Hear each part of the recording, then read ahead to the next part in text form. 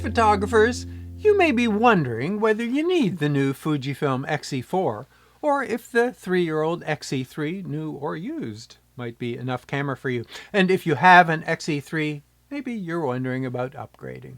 So this video is a complete side-by-side comparison of these two cameras, giving you all the details about external things like controls and dials, internal things like the menu features. You'll see hands-on operational tests for things like focus, burst buffers, and video overheating. And there's no point wasting our time with things that are the same. So if it's not mentioned, it is the same, and there's much more that's similar than different. But if there is something of interest that I miss, please do ask me in the comments. Well, in this video, you'll see the X-E3 on your left, the X-E4 on your right. Both have an APS-C sized X-Trans sensor. The X-E3 has the 24 megapixel third generation, the X-E4 the 26 megapixel fourth generation. Camera size is nearly identical. Height and width are the same, and the X-E3 is 1 centimeter deeper.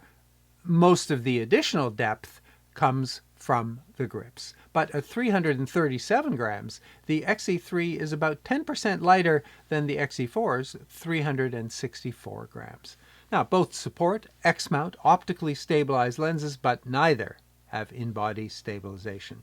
And while they are more similar than different, some of the changes are pronounced. The X-E3 was smooth and organic with curves around the dials and gentle slopes and transitions, while the X-E4 is sharp and angular, although there are a few touches like the slope on the upper back plate that remain. The X-E3 keys are rounded rectangles, the X-E4 are circular, but the X-E3's focus illuminator is round, the X-E4's is square. With the removal of grips, the X-E4 is clearly a minimalist design, and typically the newer model would have more. Minimalism was already the key word for the X-E3, but in updating to the X-E4, Fujifilm removed stuff. A bunch more stuff. On the front, the focus dial, in addition to the grip. And on the back, the dial was removed, along with the button beside the screen, as well as the thumb rest and its 2 keys. And the X-E3's auto switch has been removed. The shutter duration dial on the X-E4 has one more position, P. Now, both have a flash shoe, but neither have an internal flash. The X-E3 includes the small removable EF-X8 flash. They share the same viewfinder specification, 2360 K-dot OLED, with the same diopter range. Slightly different eye cup. The flatter rectangular eye cup on the X-E3 is a little easier to use with glasses. The X-E3's LCD is fixed, 1040 K-dots. The X-E4's swivels up 180, down nearly 90, 1620 K-dots. The X-E3's mic port is 2.5 millimeters, requiring an adapter for most mics. The X-E4's is the standard 3.5 millimeter size. The X-E3 has a USB 2 micro USB port. The X-E4 has a USB-C port supporting power delivery. They use the same 126S battery. The X-E3 is rated for 350 images. The X-E4's rating ups it to 460. The strap lugs are different. The X-E3 needs an earring to attach the strap. On the drive menu, both support a mechanical shutter burst up to 8 frames per second, and both deliver exactly that pretty much indefinitely. In 60 seconds, the X-E3 saves 481 fine JPEGs, the X-E4 479. With electronic shutter, the X-E3 goes up to 14 frames per. The buffer fills after about 3 seconds, slowing to about 8 per second. The X-E4 supports 20 at full res, 30 with a crop. Both fill the buffer in about a second, continuing at 11 frames per second. On the X-E4, lower burst speeds have their own setting. Items are rearranged between these two. On the X-E4, exposure bracket shares place with film simulation, but only the X-E4 has focus bracket. The X-E3's multiple exposure supports 2 images up to 9 on the X-E4, and in this comparison, the X-E3 has firmware 1.3, the X-E4 1.0, the latest in February 2021. Speed of menu operation is similar. There are differences in the defaults at startup. I'm going to overlook those as long as the options are the same.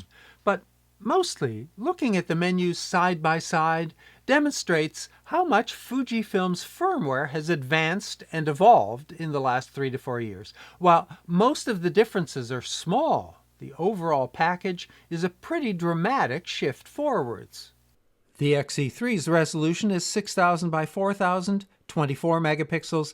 The X-E4's is slightly higher, 6240 by 4160, 26 megapixels. The X-E3 does not have a compressed RAW option. The X-E4 has a few more film simulations: classic negative, Eterna, and Eterna bleach bypass. The X-E4 has a color tone option for black and white images.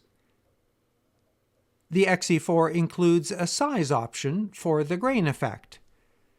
The X-E4 also has color chrome effect and color chrome effect blue settings. White balance and dynamic range have been flipped in the menu. White balance options on the X-E4 include white and ambience priority. The X-E4 has much finer K-value setting, 10 units. The X-E3 varies as much as 900 units between steps, same overall range though. The X-E3 offers a single non-movable target to capture a custom white balance. The X-E3 has a sizable movable selection area to capture. In video mode, the X-E3 cannot capture a custom white balance. On the X-E3, 400% dynamic range requires an ISO of 800. On the X-E4, that's lowered to 640. The X-E4 has added D-range priority settings. On the X-E3, highlight and shadow tone are set independently. On the X-E4, there's a combined adjustment screen with an interactive preview. The X-E3's noise reduction becomes high ISO NR on the X-E4. The X-E4 has a clarity setting. The X-E3 pre-populates the 7 custom settings with film simulations. The X-E3 can save the current settings. The X-E4 can copy, erase, and set a name for custom settings here. On the X-E3, edit and reset are the last options for each custom set. The X-E4's list of settings is substantially longer, covering more of the camera's options, including white balance shift. The X-E4 has an auto update setting, which saves changes made while using a custom set. The X-E4 has a mount adapter setting. The X-E3 does too, but it's found on the camera settings. Oh, and because it's the first time we see this icon, the X-E4 provides independence between stills and video modes for many settings. Here, the icon indicates that this setting affects both. The X-E3 has a physical focus mode selector on the front. The X-E4 sets focus mode in the menu. They both have the same autofocus mode and area settings. On the X-E3, phase detect points in the center of the screen are depicted as larger dots. All of the X-E4's focus dots are phase detect, and the screen provides operational hints. The X-E3 offers 91 or 325 points, the X-E4 117 or 425, and they come closer to the top and bottom of the scene. The X-E3's focus engine is not as reliable as the X-E4's, even in the center, but when using the edge points, performance is about the same. The X-E3's continuous tracking is a barely there feature. On the X-E4, it performs to my expectations, and as I demonstrated in the review, the X-E4 doesn't miss a frame.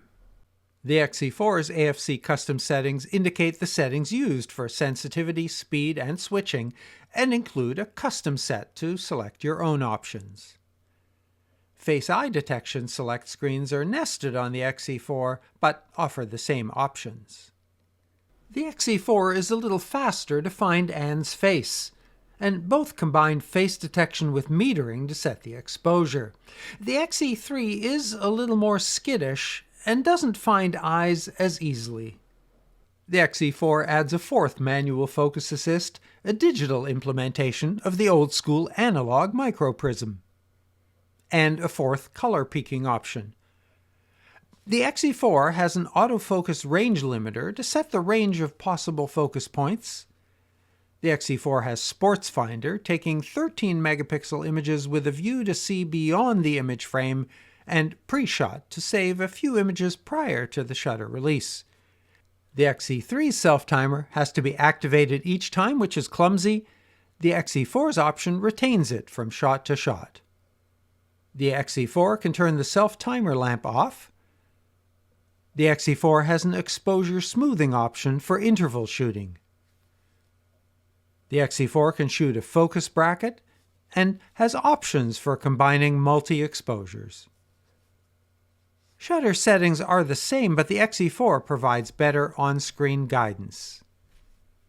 The X-E4 has flicker reduction. On the X-E3, the ISO range is 200 to 12,800. The X-E4 160 to 12,800 both extend to 51,200. Low extension on the X-E3 is 100. On the X-E4, it's 80. Both menus have video options while the camera is in still modes. On the X-E3, it is the only video menu. The X-E4 also has a multi-screen context-sensitive video menu that appears after video mode is selected. Many of these options, as indicated by the video icon, apply specifically to video and are independent of the still settings. Although all of the X-E3's video controls and settings are available on the X-E4, they are not all available from the stills version of the video settings. The X-E3 supports 720, 1080 video resolutions up to 60 frames, and 4K up to 30. The X-E4's improved selection screen does not support 720. HD and 4K are available with both TV 16:9 and Cinema 17:9 aspects. HD up to 60, 4K up to 30. Data rate on the X-E3 is an unchanged 100 megabits. 4K is limited to 10 minutes, HD stops at 15.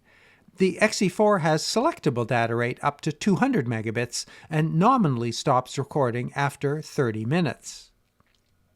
Video is selected from the Drive menu, and neither has a crop when switching to video mode. In video mode, the X-E3 does not have an audio level display. The focus area on the X-E3 can be moved but not sized. On the X-E4, size can be adjusted. The X-E4 can set the exact 24-frame 180-degree shutter duration of 1/48. While recording, the X-E3 counts down the 10 minutes. The X-E4 counts up and displays the output settings for internal and external recording. Recording at the highest settings, which admittedly puts the X-E4 at a slight disadvantage. In a 20°C room, I restarted the X-E3 after the first 10-minute clip. Then, just after I started the X-E3's third clip, the X-E4's yellow overheating icon appeared. About a minute later, the X-E3's overheating alert appeared. Less than a minute later, the X-E4's alert turned red. So after recording 23 minutes, the X-E4 shut down completely. There's no red alert on the X-E3, which shut down after 26 minutes. And this limitation makes either camera more than capable of occasional video recording, for example, while traveling, but neither is suitable for any kind of dedicated video production. Which is a little sad, as both have excellent features and quality. The X-E4's video feature set is a very advanced one. The X-E3 saves the 10-minute clips in chunks. There's not a gap when you join them together. Each chunk is about 4 gigabytes or 5 minutes long in 4K. The X-E4 can select either LPCM or AAC audio, and as indicated here, both are 8-bit internal 420 or 10-bit output on HDMI 422. The X-E3 outputs 8-bit 420. The X-E3 can either record internally or output to HDMI. The X-E4 supports simultaneous recording with multiple 4K HD options. The X-E4 has high-speed recording for slow motion up to 10 times. And the X-E4's video-specific menu includes such advanced features as F-Log recording, Zebra for exposure metering, tally light options, and time code. The X-E4's movie-optimized control has two capabilities. It replaces the physical shutter, aperture, ISO, and other controls with on-screen controls for silent operation, and when activated, it retains independent exposure controls for video, simplifying switching between modes. The X-E3's audio control is basic, set in arbitrary units. The X-E4's is extensive, set in decibels. The X-E3 has a universal My Menu. On the X-E4, there are My Menu stills and video configurations. The respective capabilities reflect the menu differences between these two. The X-E4 has a setting to disable sound and flash for quiet operation. The X-E3 does not have a regulatory panel. On the X-E3, View Mode is selected with a key beside the viewfinder. On the X-E4, it's set on the menu. The X-E4 has a color tint adjustment for both the viewfinder and the LCD. The X-E3's Preview Pick effect has been renamed Natural Live View on the X-E4. The X-E4 has a F-Log View Assist and provides support for cinema lenses where aperture is set using T-stops. Display custom setting options are the same, but the X-E4 also includes boost mode, mic level, and guidance messages. The X-E4 has 4 screen contrast options and can independently set the Q menu background. The focus lever options are different. The X-E3 enables push to lock and unlock. The X-E4 provides multiple focus options for push and tilt actions. The X-E4 also has independent Q menus for stills and video. The X-E3 offers 16 Q menu selections. The X-E4 can be adjusted to 4, 8, 12, or 16. The X-E3 can customize 1 top key, 2 back keys, and the rear dial.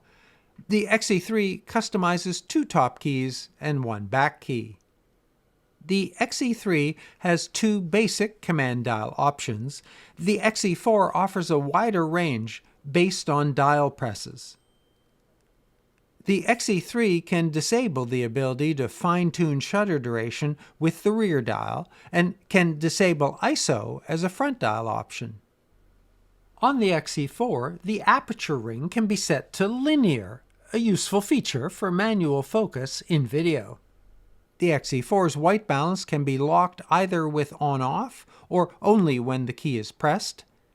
The X-E4 has several additional touchscreen options: a double-tap zoom, the ability to disable the screen's touch functions, to disable touch in playback. There are also more area selections when using the screen as a touchpad. The X-E3 has a high-performance mode. On the X-E4, it's boost and has settings to select low light or resolution boost. The X-E4 can create and select specific folders on the SD card. The X-E4 can be used as a webcam with the X-Webcam app and provides USB power control. The X-E4 has options for the wireless button. In playback, the X-E4 provides on-screen guidance. The X-E3 has a favorite selection screen. On the X-E4, ratings are set as a playback menu option, and the X-E4's raw processing includes its additional features. Fujifilm has optional accessories, a thumb rest and a grip for the X-E4 to replace the removed thumb rest and grip. Now, if you feel the grip on the X-E3 isn't sufficient, there's also an optional grip for that model. Now, it's not often that the introduction of a new model makes you love the old one more, but style-wise, yeah, I kind of do. However, it is kind of hard to give up all of the advancements, which makes the upgrade decision complicated. Oh, last thing, because I know you'll ask. This X-E3 says made in China. The X-E4 is labeled made in Indonesia. Hopefully, I have not overlooked anything, but as always, feel free to post your relevant questions and civil comments. I will read and reply to all. And if you enjoy my videos, it'd be great if you'd become a subscriber. A gentle click on the button below does it. And as I said at the beginning, I'm not sponsored, and I won't stop in the middle to read you an ad, nor do I allow YouTube to interrupt my videos with mid-roll ads. That does have a financial impact, so I'm very grateful to those of you who have decided to support this channel by becoming a member.